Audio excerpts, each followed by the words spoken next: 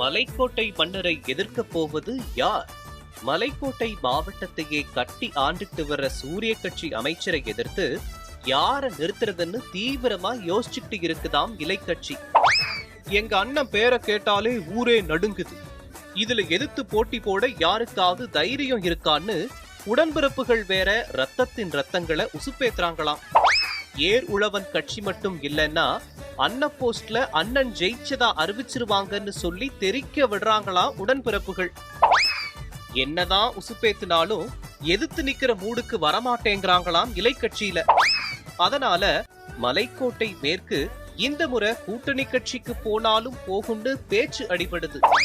ஆனா கட்சி மேலிடம் இத கௌரவ பிரச்சனையா நினைக்குதான்.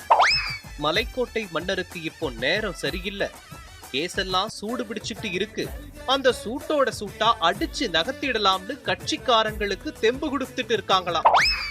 சூரிய கட்சிக்குள்ளே இருக்கிற ஜூனியர் சீனியர் விவகாரமும் நமக்கு கொஞ்சம் சாதகமா இருக்கும்னு இலைக்கட்சிக்காரங்க கணக்கு போடுறாங்களாம். இதுக்கிடையில இளங்கன்று பயமறியாதுங்கிற கதையா விசில் கட்சி வாலிப கூட்டம் தான் காளைய பிடிச்சே தீர்வோம்னு வாடிவாசலுக்கு வந்து காளைய பிடிக்க தயாராயிட்டு இருக்காங்களாம்.